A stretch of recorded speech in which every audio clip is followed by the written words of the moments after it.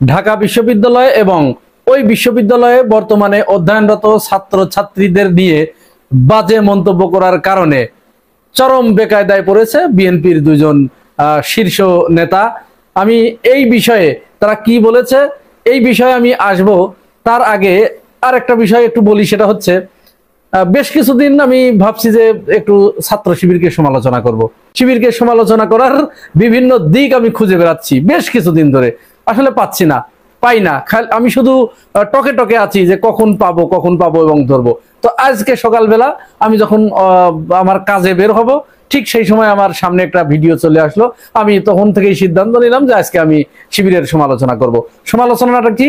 ঢাকা বিশ্ববিদ্যালয়ের ছাত্র গণেশ চন্দ্র, তিনি যে ঢাকা বিশ্ববিদ্যালয়ের ভিসির সাথে যে অসৌজন্যমূলক বেয়াদবি করেছিলেন, তাকে ধমক দিয়ে টেবিল চাপড়িয়ে যে ধমক দিয়েছিলেন, সেই সময়ে বিএনপির কিছু নেতারা সাহসের এই অসৌজন্যমূলক আচরণকে, শিক্ষকের সাথে এরকম বেয়াদবিকে তারা সাহস হিসেবে চিহ্নিত করেছিল যে এটি সাহসের বিশাল সাহস, শৌর্যবীর্যের প্রতীক।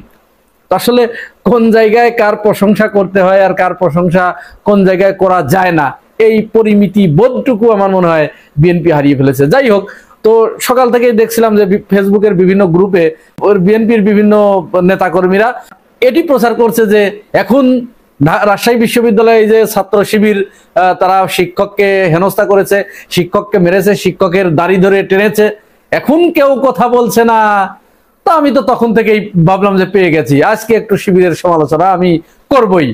এরপর আমি ওই ফুটেজটা নিলাম, ছবিটা নিলাম এবং ছবিটা নিয়ে বারবার বিভিন্ন অ্যাঙ্গেল থেকে আমি দেখার চেষ্টা করলাম। তো ওই সময় আমার কাছে একটা জিনিস মনে হলো যে না, এটা আসলে দাড়ি ধরার কোনো ব্যাপার এখানে ঘটে নাই। এখানে দাড়ি যে ধরেছে, দাড়ি ধরে তাকে শিক্ষককে হেনস্থা করেছে, মেরেছে, পিটিয়েছে, এই ধরনের কোনো কিছু ওই ছবি থেকে প্রমাণ পাওয়া যায় না। তো মনের কাছে একটু খটকা লাগলো। তারপরেও ভাবলাম যে না, তারপরেও একটু সমালোচনা করব।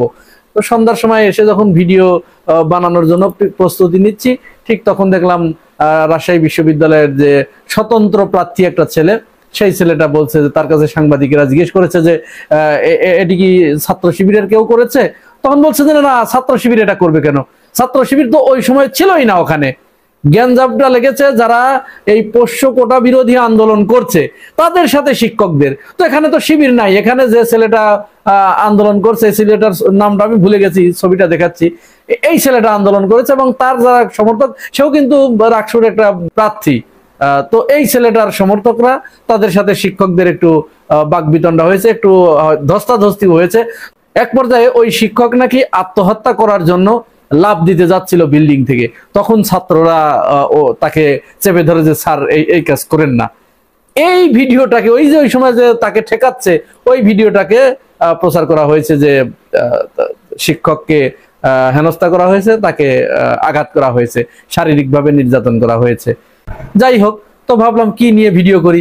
হঠাৎ করে দেখি আমাদের রিজভী ভাই সে একটা বক্তব্য দিচ্ছে। রিজভী ভাই বক্তব্য দিচ্ছে সাংবাদিক সম্মেলন করে যে ঢাকা বিশ্ববিদ্যালয়ের শিবিরের যে ভিপি আবু সাদিক কায়েম, এই আবু সাদিক সে দোকানদারদের কাছ থেকে জরিমানা আদায় করেছে।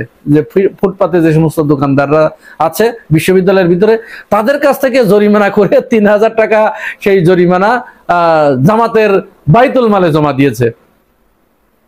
এই খবর পড়ার পরে, শোনার পরে, নিজের কানে শোনার পরে আমি একটু দিয়ে দিব, আপনারা অবশ্যই একটু দেখে নেবেন।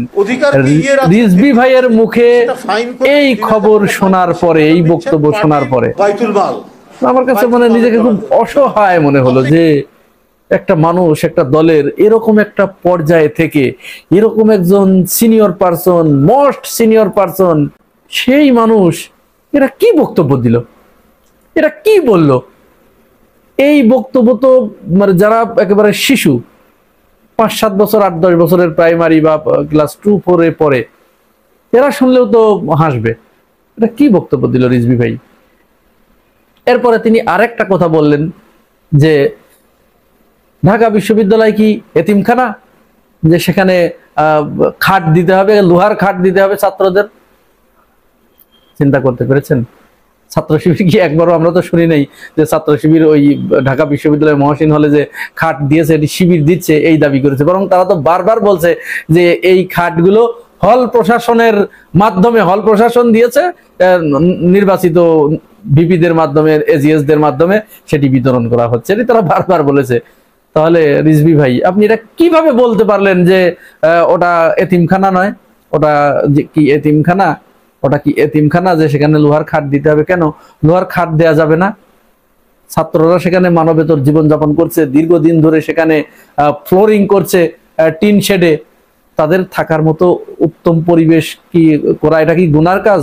যারা দিচ্ছে, মেনে নিলাম আমি তর্কের খাতিরে যে ছাত্র শিবিরই দিচ্ছে, এটা কি গুনাহের কাজ করে ফেলেছে? আপনারা তো ভাই কোনোদিন কাউকে কিছু দেন নাই, সারা জীবন শুধু বিভিন্ন জনের কাছ থেকে নিয়েছেন, কোনোদিন তো কাউকে কিছু দেন নাই। আর যখন অন্যরা কেউ দিচ্ছে, আর এই দেয়ার কারণে যখন সাধারণ শিক্ষার্থীদের ভিতরে তাদের গ্রহণযোগ্যতা বিদ্যুৎ গতিতে বৃদ্ধি পাচ্ছে, তখন আপনারা তাকে ঠেকানোর জন্য এই ধরনের পথ বেছে নিলেন। এই পথ বেছে নিতে হবে, এমন কথা বলতে হবে? বয়ানের কি এতই অভাব হয়ে গেল আপনাদের? আপনারা যাচ্ছে তাই, মুখে যা আসছে তাই বলছেন। আপনার এই কথা বলার পরে আমাদের ওই যে নীলুফার আপা, মনি আপা, সে দেখেন একটা কি ভয়ঙ্কর একটা কথা বলে ফেললেন।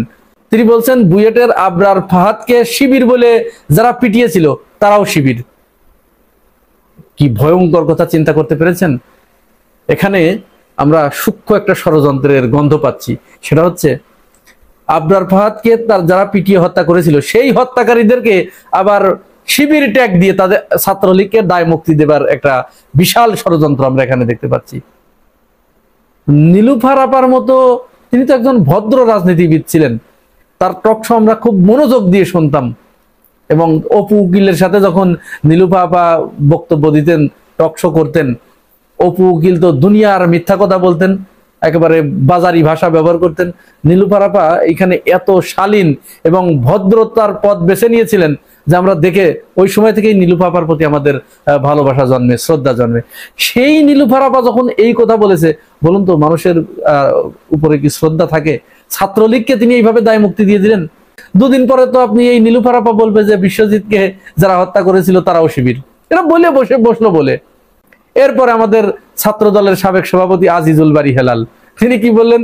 তিনি বললেন যে জামাত ইসলাম রাতের অন্ধকারে জিনের আসর বসিয়ে তারা তাদের কমিটি নির্বাচন করে, তারা তাদের কাউন্সিল করে এবং আমির, কেন্দ্রীয় আমির বা শুরা সদস্য এগুলো নির্বাচন করে।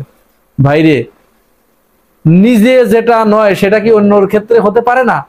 মানে আপনাদের দল কাউন্সিল করতে গিয়ে আপনাদের দলের পদের জন্য আপনারা নিজেরা মারামারি করেন, হত্যা পর্যন্ত করে ফেলেন একজন আরেকজনকে। একটা পদের জন্য টাকার ছড়াছড়ি করেন, মারামারি করেন, ফাটাফাটি করেন, রক্তারক্তি করেন, খুনোখুনি করেন। অন্যদেরও কি তাই ভাবেন? জামাত শিবিরের পদের জন্য তারা পদের প্রতি লালায়িত নয়। জামাত শিবির, আমি যতটুকু তাদের জেনেছি, তারা পদ পাওয়ার পরে কান্না করেন যে এই দায়িত্ব আমি পালন করতে পারবো কিনা।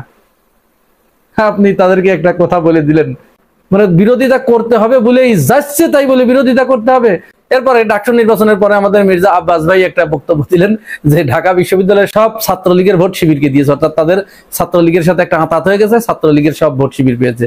তো আব্বাস ভাই, এই কথা বলার আগেও কি আপনি চিন্তা ভাবনা করলেন না যে এখানে এই কথার রিয়াক্টটা কি?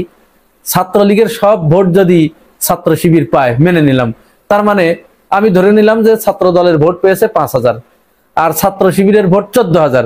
তো ঠিক আছে, তাহলে ছাত্র দলের আর ছাত্র শিবিরের ভোট যদি সমান সমান হয়, অর্থাৎ ছাত্র দলের 5,000, ছাত্র শিবিরেরও 5,000, তাহলে আর যে বাকি 9,000, এই 9,000 ভোট কি ছাত্রলীগের? 5 আগস্টের পরেও যদি ঢাকা বিশ্ববিদ্যালয়ে ছাত্রলীগের 9,000 ভোট থাকে, তাহলে আপনাদের রাজনীতি করতে বলছে কে? আপনাদের রাজনীতি করার দরকার কি? আপনারা কি রাজনীতি করছেন যে সেখানে ছাত্রলীগের ভোট এখনো 9,000 থাকে? আপনার তো দরকার নাই, আপনি না সবচেয়ে বড় দল এখন, আপনি না ক্ষমতায় যাবেন দুদিন পরে। তা আপনি দুদিন পরে ক্ষমতায় গেলে আপনি ওখানে টিকে থাকবেন কি করে যদি ছাত্রলীগের ভোট ওখানে 9,000 হয়? কথা বলার সময় ভাই পরিমাপ করে কথা বলতে হয় যে আপনি কতটুকু নিতে পারবেন। সেই পরিমাপ করে কথা না বললে পরে তো আপনি যাত্রার হাতে তো ঠেলা খাবেন।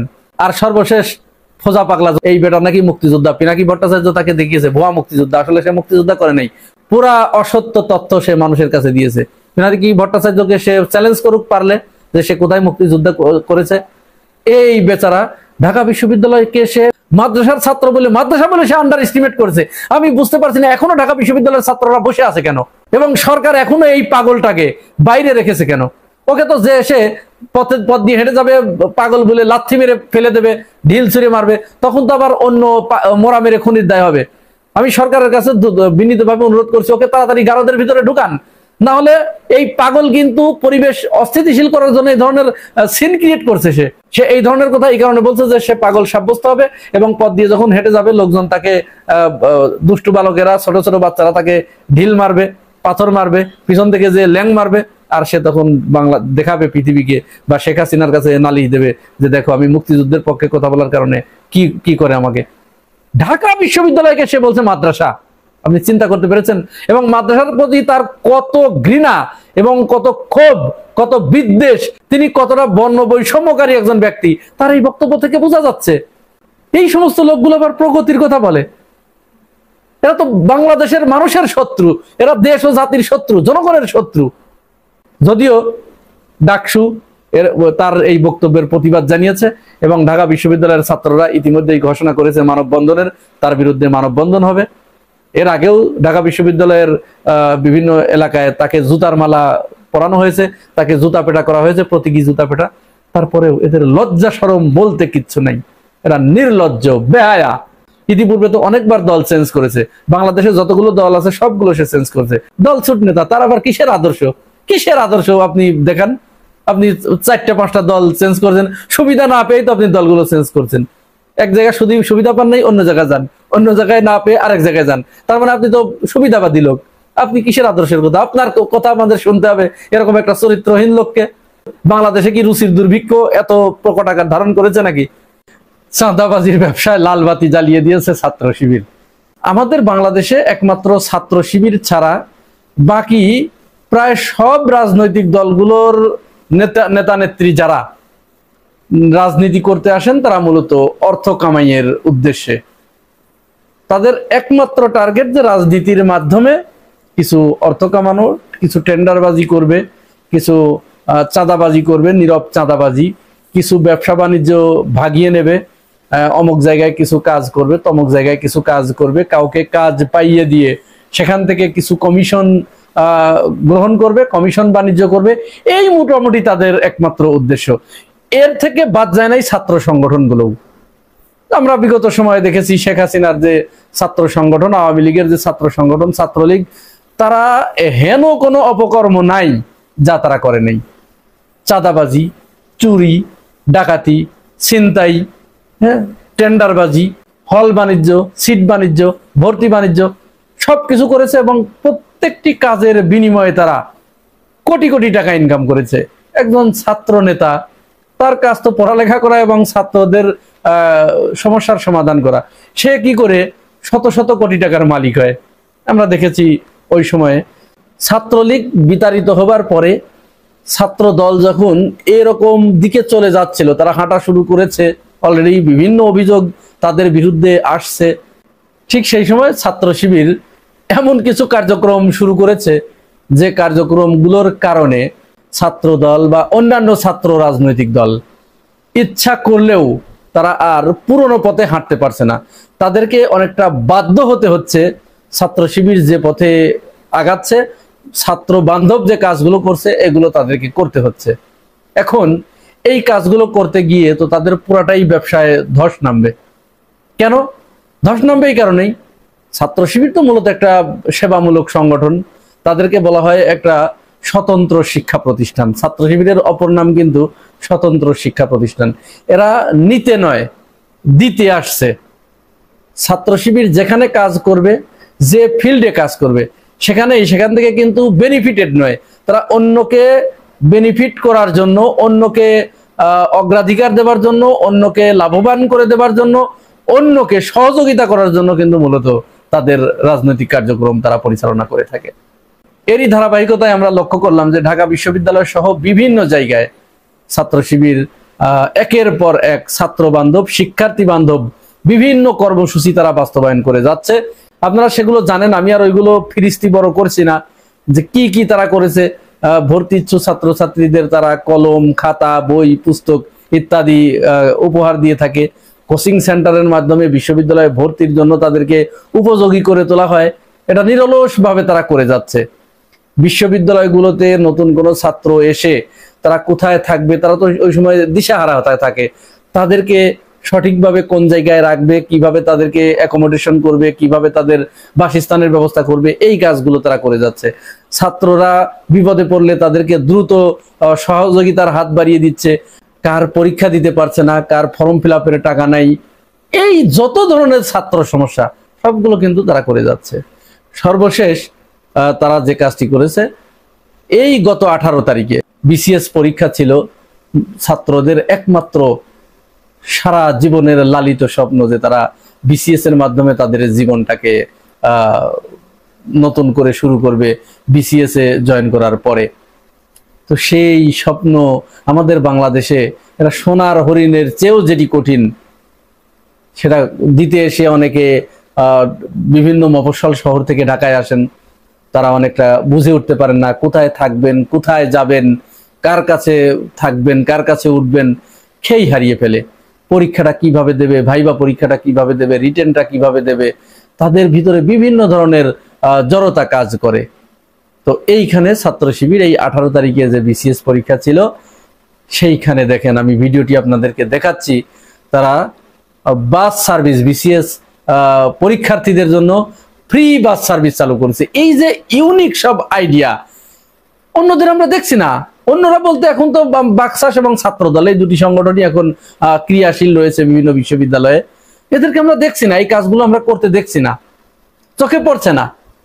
তো ছাত্র শিবির এই ছাত্রদেরকে এরকম একটি বাস সেবা তাদেরকে দিয়েছে। আমি আপনাদেরকে ভিডিওটা দেখাই, তারপরে আর দুটি কথা বলি। এই দেশের জন্য আজ তোমাদের বড় প্রয়োজন, তাই তো শিবির করেছে এই মহৎ আয়োজন। খুশি তোমরা জাগাও মনের ইচ্ছা, ছাত্র শিবির হাত বাড়িয়ে জানাই শুভেচ্ছা। মেধাবী তরুণ সাহসী তোমরা জাগাও মনের ইচ্ছা, ছাত্র শিবির হাত বাড়িয়ে জানাই শুভেচ্ছা, জানাই শুভেচ্ছা, জানাই শুভেচ্ছা, জানাই শুভেচ্ছা। এখন বলেন তো, এইগুলো দেখার পরে অন্য ছাত্ররা যারা ছাত্রদের ভিতরে কাজ করে, তারা কি আর স্থির হয়ে বসে থাকতে পারে? তারা কি পুরনো সেই ধ্যান ধারণা নিয়ে বসে থাকলে ছাত্ররা কি আর তাদেরকে গ্রহণ করবে? কোনো মতো অবস্থায় করবে না। যার ফল আমরা দেখেছি ডাকসু এবং জাকসুতে। ফলে অনেকটা বাধ্য হয়েই ছাত্র দলকে দুটি ভালো কাজ আমরা করতে দেখেছি। এটি অবশ্যই প্রশংসার দাবিদার। ভালো কাজের প্রতিযোগিতা যদি এইভাবে হতে থাকে, তাহলে অবশ্যই ছাত্র রাজনীতিতে একটি গুণগত পরিবর্তন আনবে বলে আমরা মনে করি। এখন এক্ষেত্রে ছাত্র শিবির হচ্ছে পায়োনিয়ার। তাদেরকে দেখে তোমরা ভালো কাজ করবে না, তাদেরকে বাধ্য করা হচ্ছে অনেকটা, মানে এটা জোর করে বাধ্য নয়, ছাত্র শিবির করছে সেটি দেখে অন্যরা তাদের অস্তিত্ব রক্ষার জন্য, তারা নিজেদের অস্তিত্ব টিকে রাখার জন্য ক্যাম্পাসগুলোতে তারা এটি করতে বাধ্য হচ্ছে। তো তারই ধারাবাহিকতায় আমরা দেখলাম প্রথমেই ঢাকা বিশ্ববিদ্যালয়ে কয়েকদিন আগে ছাত্রদল সেখানে সুপেয় পানির ব্যবস্থা ঢাকা বিশ্ববিদ্যালয়ের ছাত্রছাত্রীদের জন্য করেছে। এটি অবশ্যই প্রশংসনীয় কাজ, এগুলোই হতে হবে। ছাত্রদের কাজ তো মূলত এটি করতে হবে ছাত্রদের।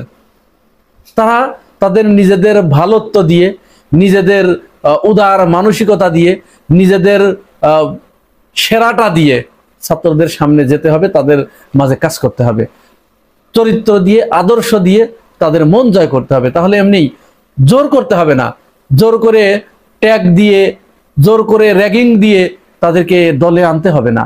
আপনি গণরুম কালচার, গেস্ট রুম কালচারের মাধ্যমে নিজের দলের পাল্লা ভারী করতে হবে না। ভালো কাজ করেন, এমনি ছাত্ররা আপনাদেরকে গ্রহণ করবে, যেভাবে ছাত্র শিবিরকে গ্রহণ করেছে ঢাকা বিশ্ববিদ্যালয় এবং জাহাঙ্গীরনগর বিশ্ববিদ্যালয়ের মতো জায়গায়। এরপরে ছাত্রদল আর একটা ভালো কাজ করেছে, একেবারে কিন্তু তারা বসে নেই। এক্ষেত্রে ওই যে বললাম যে পায়োনিয়ার হচ্ছে ছাত্র শিবির, তারা ছাত্র শিবিরকে দেখে অনেকটা বাধ্য হয়ে তাদের ওই ব্যবসায়িক মন মানসিকতা পরিবর্তন করে, টাকা কামানোর ধান্দাকে আপাতত পরিবর্তন করে তাদেরকে এই কাজগুলো করতে হচ্ছে। তারা দেখেন ট্রাফিক পুলিশের ভিতরে ফার্স্ট এইড বিতরণ করেছে, এটি একটি ভালো কাজ। যদিও ছাত্র দলের ফিল্ড নিয়ে আমার একটু এখানে কথা রয়েছে, কথা থাকতেই পারে, প্রশ্ন উঠতে পারে যে আসলে ছাত্র দলের কাজ তো ট্রাফিক পুলিশকে ফার্স্ট এইড দেয়া না, তাদের কাজ, তাদের যে ফিল্ড, তাদের ফিল্ডটা তো ছাত্র শিক্ষার্থী, ওই ফিল্ডে তাদের কাজ করতে হবে। যখন কেউ তার নিজের ফিল্ড ছেড়ে, নিজের এলাকা ছেড়ে অন্য এলাকায় অপেক্ষাকৃত একটু প্রভাবশালী এলাকায় গিয়ে যখন কেউ কাজ করে, যেমন পুলিশ যদি রাজনৈতিক নেতাদেরকে ত্রাণ দেয়, তাহলে এটা কিন্তু প্রশ্নবিদ্ধ। এখানে সে তার কোনো একটা উদ্দেশ্যকে হাসিল করার জন্য, কোনো একটা স্বার্থ চরিতার্থ করার জন্য এই কাজটি করছে বলে ধরে নেওয়া হয়। তো ছাত্রদল যা করার ছাত্রদের ভিতরে করতে হবে। হ্যাঁ, ওখানে করা যাবে না বিষয়টা এমন নয়, এটা নিষেধ কেউ করছে না, কিন্তু অগ্রাধিকারটা ছাত্রদের ভিতরে। 5 আগস্টের পরে 1 বছরের বেশি সময়, এর ভিতরে মাত্র একটি ভালো কাজ আমরা ছাত্র দলের দেখেছি। তো এটিও, এই যে ফার্স্ট এইড দেয়া, এটাও যদি ছাত্রদের ভিতরে হতো, তাহলে আমরা এটিকে আরো বেশি করে সাধুবাদ জানাতে পারতাম। ট্রাফিক পুলিশদের মাঝে ফার্স্ট এইড বিতরণ এটা স্বেচ্ছাসেবক দল করতে পারতো, যুব দল করতে পারতো। ছাত্র দল এখানে না করলেই ভালো হতো, তারা ছাত্রদের ভিতরে করলে ভালো হতো। যাই হোক, তারপরেও করেছে। ভবিষ্যতে তারা তাদের ফিল্ড অনুযায়ী কাজ করবে, তারা তাদের যে ওয়ার্ক স্টেশন, ওই জায়গাগুলোতে তারা কাজ করবে, এটি আমরা আশা রাখি। এবং ছাত্র শিবিরকে দেখে যেন ছাত্র শিবিরকে টপকানোর একটা প্রতিযোগিতা তাদের ভিতরে চালু হয়। বাকশাস এবং ছাত্র দল, এই দুটি দলকেই উদ্দেশ্য করে বলছি, কারণ আমি সত্যিকার অর্থে ছাত্র শিবির এবং ছাত্র দল এবং বাকশাস, এদের 3টা দলকেই আমি আমার মন থেকে ভালোবাসি। আমি ব্যক্তিগতভাবে চাই এরা মিলেমিশে বাংলাদেশটাকে পরিচালনা করুক এবং ছাত্র বান্ধব কাজ করুক। ছাত্র হয়ে টাকা কামানোর ধান্দাকে তারা পরিত্যাগ করে তারা তাদের নিজেদের রাজনৈতিক নেতা হিসেবে রাজনৈতিক ক্যারিয়ার উন্নত করার দিকে প্রচেষ্টা চালাক। অর্থনৈতিক সক্ষমতা অর্জন করার চিন্তা ধান্দা আপাতত তাদের ভিতর থেকে বন্ধ হোক, দূর হোক, এই আশাবাদ ব্যক্ত করি আমরা। পাল্টাপাল্টি অভিযোগ কিন্তু শুরু হয়ে গেছে। যেমন রুহুল কবির রিজভী বলছেন বিশেষ রাজনৈতিক দলের লোকজনকে ডিসি এসপি বানানো হচ্ছে। তাহলে লেভেল প্লেইং ফিল্ডের যে দাবি করছে জামাত, এখন তো দেখা যাচ্ছে যে বিএনপির পক্ষ থেকে সেই একই কথা বলা হচ্ছে। ছাত্র দলের সঙ্গে জড়িত থাকার অভিযোগে প্রশাসনের অনেক কর্মকর্তাকে গুরুত্বহীন করে একটি বিশেষ রাজনৈতিক দলের লোকজনকে ডিসি এসপি বানানো হচ্ছে বলে দাবি করেছেন দলের জ্যেষ্ঠ যুগ্ম মহাসচিব রুহুল কবির রিজভী। এটা বিবিসি এই রিপোর্টটা করছে, আমি সেখান থেকেই কোট করলাম। 11-র মতো ষড়যন্ত্র করে বিএনপিকে রাজনীতির মাঠ থেকে সরিয়ে দেওয়ার ষড়যন্ত্র চলছে বলেও মন্তব্য করেন। এটা কিন্তু প্রায় মানে এখন এই অভিযোগটা বেশ চাঙ্গা হয়েছে যে তৃণমূলে ধরেন চাঁদাবাজিতে বিএনপির অভিযোগ, কিন্তু জামাত খুব কৌশলে সেখানে না যে তারা মূল জায়গায় প্রশাসনের বিভিন্ন স্তরে নীতি নির্ধারণী জায়গাগুলো তারা সেখানে ক্যাপচার করেছে।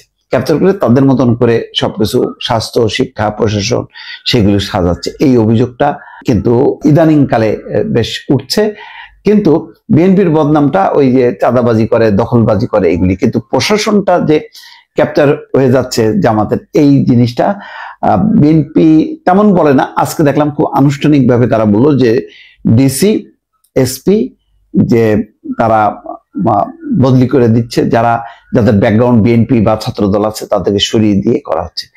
এটা কিন্তু সামনে আস্তে আস্তে সম্প্রসারিত হবে এবং এই ধরনের পাল্টাপাল্টি যখন অভিযোগ আসবে তখন সরকার কিন্তু অসহায় হয়ে পড়বে। সরকার মানে জামাতের অভিযোগে অভিযুক্ত কাউকে যদি সরাই দেয়, যাকে আনা হবে তখন জামাত আবার বলবে এই যে বিএনপি কে আনা হচ্ছে। এটার আসলে কোনো সমাধান নেই। কিন্তু যেটা আছে তিক্ততা আছে, উত্তেজনা আছে, যেটা নিরসন করা খুবই কঠিন। দেখেন যে রাকসুতে কি হলো, ছাত্র দল দাবি করলো যে পূজার পরে 16ই অক্টোবর, আর শিবির বলল যে না 25শে সেপ্টেম্বর, যে তারিখ আছে সেই তারিখে। এখন ওই যে পিছিয়ে গেল, না পিছানোর উপায় নেই। বিশ্ববিদ্যালয় কর্তৃপক্ষ অসহায়, কারণ শিক্ষক কর্মচারীরা সব স্ট্রাইকে চলে গেছে, তাদেরকে হেনস্থা করা হয়েছে। এই অবস্থায় যেমন বিশ্ববিদ্যালয় কর্তৃপক্ষ এক অসহায়, যে এদিকে শুনলে ছাত্র দলের কথা শোনা হয়, আর এদিকে যদি না শোনা হয় তাহলে শিবিরের কথা শোনা হয়। এই অবস্থায় সরকার কি করবে? কাকে সরায়, কাকে এ করবে? কেউ যে নিরপেক্ষ এইটা তো বলছে না যে অমুক লোকটা নিরপেক্ষ, সুতরাং এই নিরপেক্ষ লোকদের দাও, আর অমুকরা জামাত বিএনপি, সুতরাং তাদেরকে সরায় দাও। একটা মহা মুসিবত নিয়ে কিন্তু সরকার এগোচ্ছে। সবচেয়ে বড় কথা হলো সামনের আরো 1-2 মাসের মধ্যে যে পরিমাণ অভিযোগ, পাল্টা অভিযোগ হবে, তাতে লেভেল প্লেইং ফিল্ড জামাত যেমন বলবে, বিএনপি তেমন বলবে। এর সমাধানটা কোথায় দর্শক? আমি তো এটা দেখি না। ফলে ঘোর অমানুষে এখন কি ডিসিএসপি এই সমস্ত জায়গাগুলো কি নির্বাচন কালে বিদেশিরা এসে জাতিসংঘের তরফ থেকে তারা দায়িত্ব পালন করবে, সেনাবাহিনী দায়িত্ব পালন করবে? সেটা কি সম্ভব? সেটা তো সম্ভব না। সিভিল প্রশাসন তো নানানভাবে রাজনৈতিকভাবে বিতর্কিত। এখন প্রচুর সরানো হয়েছে সেই শেখ হাসিনা দোসরদের। এখন কিছু না পাইলে বলা হবে না শেখ হাসিনার দোসররা আছে, এই দোসররা তো এখন জামাতকে সাপোর্ট করছে, এই দোসররা তো এখন বিএনপিকে সাপোর্ট করছে। এই যে দলাদলি কাদা ছোড়াছুড়ি, এইটার শেষ কোথায়? আপাতত কি কোনো সমাধান আছে? আমি তো দর্শক দেখি না যে লেভেল প্লেইং ফিল্ড যে করবে, এটা কার কথার ভিত্তিতে? বিএনপির কথার ভিত্তিতে নাকি জামাতের কথার ভিত্তিতে? বড় একটা সংকট দর্শক।